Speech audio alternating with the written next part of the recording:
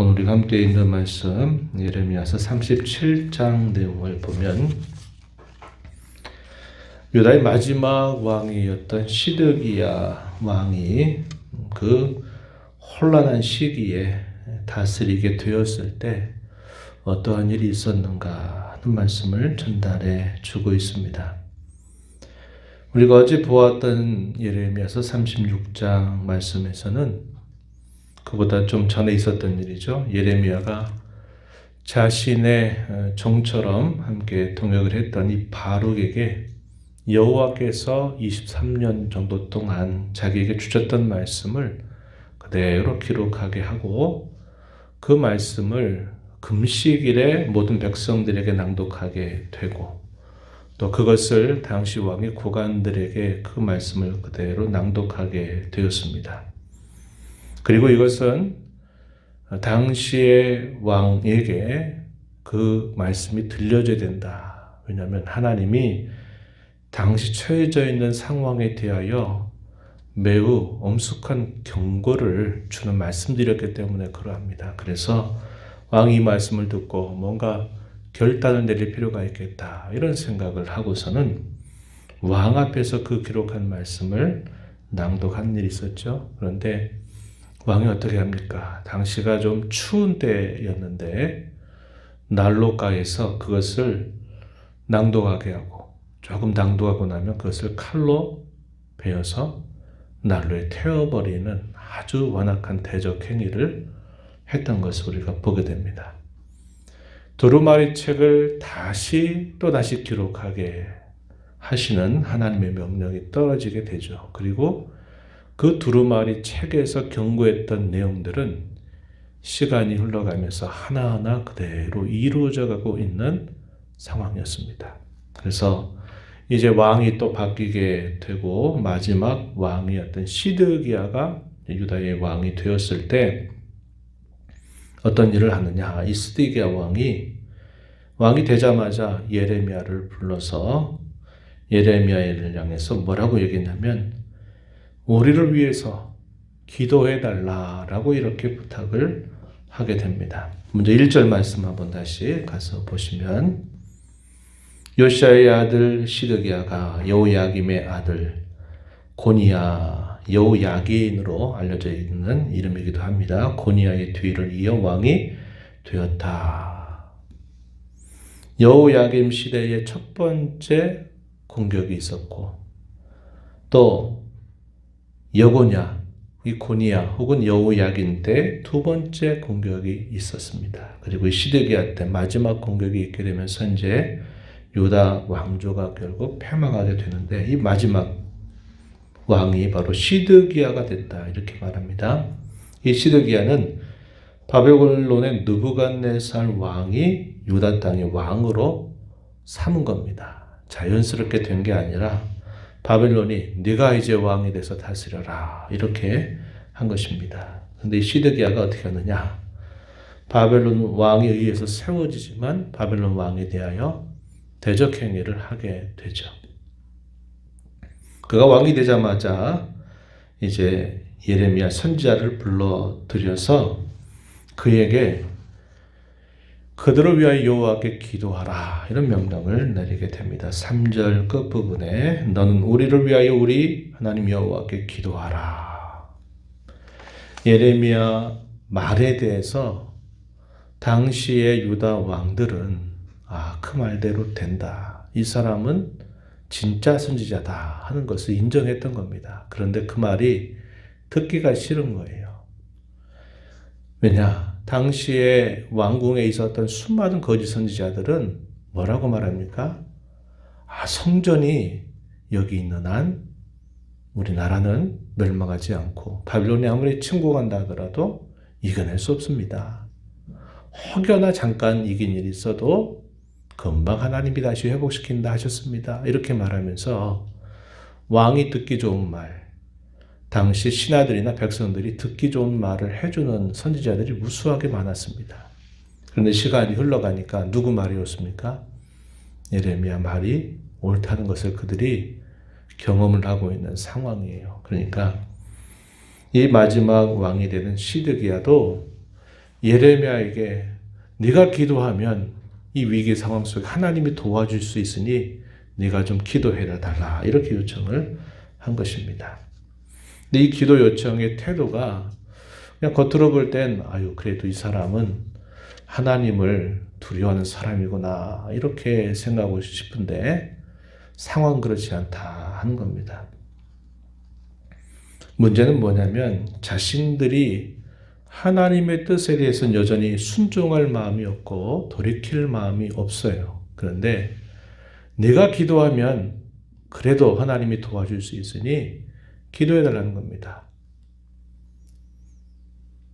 문제는 뭐냐면 계속적으로 예레미야가 그들에게 전해주는 그 말에 대해서는 여전히 안 들어요. 그러면서도 나라가 지금 상당한 위기 상황에 있으니까 기도만 해달라는 거예요. 기도만. 잘 되도록 기도해달라고만 요구를 하고 있는 것이다 하는 겁니다. 그런데 하나님 이런 기도를 결코 기뻐하지 않으시는 겁니다. 당시에 예루살렘은 포위가 되어 있는 상태고 요다는 그야말로 풍전등화와 같이 언제 망할지 모르는 그런 다급한 상황에 놓여 있습니다. 하나님을 떠나 있어요. 돌이킬 마음이 없어요. 돌이키려고 하지도 않습니다. 그러면서도 선지자가 자신들을 위해서, 나라를 위해서 기도해달라 이렇게 요구하고 있는 모습이 된다는 겁니다. 이런 일이 있고 나니까 당시에 애굽에 있는 바로의 군대가 예루살렘으로 접근한다라고 하는 소식이 알려지면서 당시 예루살렘을 포위하고 있는 바벨론의 군사들이 움찔거리다가 이거 혹시 어떻게 되나 이렇게 하면서 잠시 예루살렘을 비워두는 상황이 벌어지게 됩니다. 왕과 신하들은 어떻게 생각했을까요? 야 이제 됐다. 바벨론의 군사들이 이제 뒤로 물러선 거 보니까 우리가 이런 위기 상황에서 벗어났다라고 이렇게 생각을 했을 겁니다. 그런데 하나님이 또다시 예레미야에게 하시는 그 말씀의 내용은 무엇이냐? 이것은 잠깐 비운 것일 뿐, 이 바벨론의 군사들이 결코 예루살렘을 포기하지 않고 다시 온다. 그리고 반드시 예언했던 말씀처럼 이 성을 다 불사르게 될 것이다 라는 말씀을 또다시 전달합니다. 8절 한번 가서 보세요. 갈대아인이 다시 와서 이 성을 쳐서 빼앗아 불사르리라. 9절에서도 중간에 보니까 너희는 스스로 속여 말하기를 갈대아인이 반드시 우리를 떠나리라 하지 말라. 그들이 떠나지 아니하리라. 10절 끝에 보면 이 성을 불사르리라 이렇게 말합니다. 일시적으로 그들이 잠시 퇴각한 것처럼 보일 뿐 그들은 퇴각하는 게 아니라 다시 반드시 이 예루살렘을 다시 에워싸고 불사를 것이다 라고 이야기를 하는 것입니다. 이 말을 들으니까 기분이 얼마나 나쁘겠어요. 예레미야는 자신들이 듣고 싶은 말을 해주는 사람이 결코 아니었어요.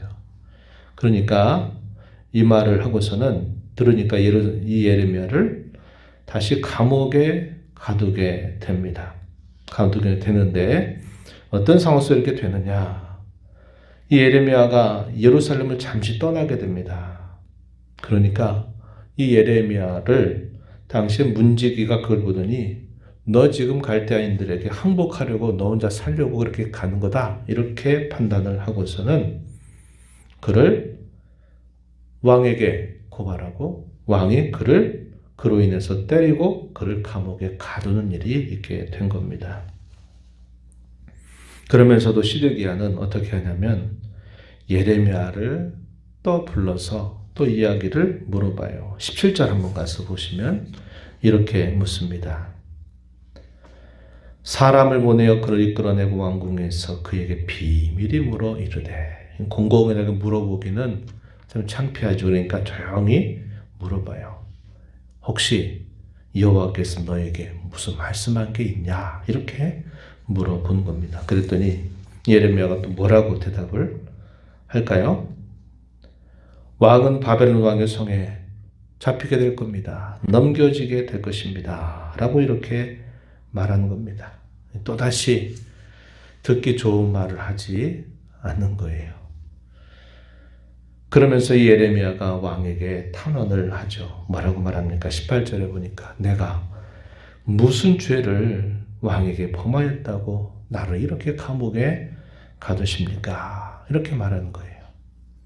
자신이 한 일이란 하나님께서 자신에게 전하라고 하신 말씀을 더하거나 뺀 것 없이 그대로 전한 것뿐인데 내가 무슨 잘못을 했다고 나를 이렇게 감옥에 가두십니까? 이렇게 탄원한 겁니다. 우리가 계속 읽어오는 예레미야 말씀 보니까 갇혔다 풀려났다 갇혔다 풀려났다 이런 일들이 계속 반복이 돼요. 얼마나 많이 또 맞기도 합니까? 왕과 당시의 신하들과 백성들에게 또 거짓된 선지자들과 종교 지도자들에게 환영받지 못하는 참 어려운 때를 그가 얼마나 많이 겪어왔습니까? 그는 또다시 그런 말을 전했을 때 결국 또 환영받지 못하고 왕에게 또 미움을 받는 이런 일이 있게 되니까 내가 도대체 무슨 잘못을 했다고 이렇게 나를 이렇게 하십니까? 이렇게 탄원을 하게 됩니다. 그러면 또 한 가지 말하기를 19절 보면 바벨론 왕이 와서 이 땅을 치지 않으리라고 예언했던 왕의 곁에 수많은 선지자들 한번 어디 있나 보세요. 이들은 다 어디 갔습니까? 이렇게 말하죠. 이 말은 그 왕이 듣고 싶어 했던 많은 듣기 좋은 말을 하나님 이렇게 말씀하셨다고 말했던 이 선지자들이 다 거짓돼 가는 거 왕께서 다 보지 않으셨습니까? 그들이 지금 왕의 곁에 있습니까? 없다는 거죠. 거짓된 예언했다고 하는 것이 분명히 드러나지 않았습니까? 이렇게 왕에게 말하는 겁니다. 그러면서 자신을 요나단, 당시의 서기관이었던 이 요나단의 집으로 다시 돌려보내지 말아달라 간청하는 모습이 마지막 절에 소개가 됩니다. 빠져나오기 힘든 아주 어려운 그런 상황 속에 그를 다시 집어넣으려고 했던 것입니다. 그러니까 왕이 그 말은 들어주게 되죠. 그래서 어떻게 합니까? 뜰에다가 그를 감금해가지고 그에게 먹을 것을 주면서 오랜 시간이 지나가게 된 겁니다. 언제까지라고 그랬어요? 21절에 보니까 성중에 떡이 떨어질 때까지. 이 말은 결국 먹을거리가 다 떨어지게 될 그때까지 매일 떡 하나를 주면서 그를 감금 상태에 놓아두는 그런 일을 그가 당하게 되었다. 이렇게 말해 줍니다. 오늘 우리가 이 말씀을 보면서 배우는 기본이 있죠. 헛된 기도라는 것이 무엇인가를 우리는 배우게 됩니다. 자기가 듣기 좋은 말에 마음을 빼앗겨서 스스로 자신이 잘못된 길을 걸어가고 있으면서 그저 나를 위해서, 우리를 위해서 기도해달라. 혹은 그런 상황 속에서 기도한다 하는 것은 하나님 앞에 무익하고 헛된 것임을 우리는 배우게 됩니다. 말씀의 귀를 기울이지 않으면서 기도하면 된다. 이것도 헛된 기도고요. 하나님을 의뢰하고 그분께로 돌아서지 않으면서 하나님의 도움을 구하는 것도 다 헛된 일이다 하는 것을 우리 이 말씀을 통해서 배우게 됩니다. 기도하는 기본적인 자세. 하나님이 뭐라고 말씀하실까? 하나님의 뜻이 뭘까를 살피면서 기도하는 것이고 또 내가 가고 있는 길을 바르게 하나님 앞에 세우려고 하면서 하나님 앞에 기도하지 않으면 안 된다는 겁니다. 나는 여전히 내 삶을 그대로 여전히 고집하고 나는 여전히 좋지 않은 것들을 그대로 따라가고 있으면서 그저 하나님 도와달라고 기도하는 것은 이런 헛된 기도가 될 수 있다는 겁니다. 우리의 마음을 주께로 먼저 향하는 겁니다. 그리고 우리가 가고 있는 길이 옳지 않은 길이라면 그 길에서 돌이키면서 하나님께 도움을 구할 때 그 기도가 올바른 기도가 되고 그런 기도가 하나님께 응답받는 기도가 된다 하는 것을 우리가 이 말씀을 통해서 배웁니다. 이런 말씀을 또 우리 마음에 교훈으로 깊이 새기면서 이 하루 우리의 남은 삶을 주 앞에 신실하게 살아가는 모두가 되기를 바랍니다. 하나님 아버지, 이 새벽 시간에도 저희들을 깨워서 또 새로운 하루를 허락하신 아버지 앞에 나와 찬양과 경배를 드리게 하시고 말씀 듣고 기도함으로 또 이 하루를 주 안에서 살아가게 하시니 감사드리옵나이다. 하나님의 말씀이 계속적으로 응해져 가고 있는 현실을 살아가면서도 여전히 완악한 마음으로 하나님 뭘 말씀하시는가를 듣지도 않고 돌이키지도 않으면서 그저 하나님께 기도해서 도와달라라고 요청하는 당시의 어리석은 사람들의 모습을 저희가 살펴보았습니다. 오늘 우리도 하나님을 그렇게 섬기고 있지 않는지를 다시 한번 돌아보고 우리의 생각을 바꾸지 않고 우리의 삶을 고치지 않고 그저 하나님께 도와만 달라고 기도하는 것이 무익하고 헛된 기도가 됨을 저희가 잘 마음에 새겨서 무엇보다도 주의 말씀의 뜻이 무엇인가를 귀 기울이고 뜻을 돌이켜서 하나님의 뜻에 순종하는 마음과 그 중심을 가지고 늘 하나님 앞에 의뢰하며 도움을 구하며 나아가는 저희들의 신앙의 걸음이 되게 해 주옵소서. 은혜의 보좌 앞에 나와서 아버지 은혜를 구하는 모든 심령들의 간구를 기울여 주시고 응답하시기를 바라며 예수님 이름으로 기도하옵나이다. 아멘.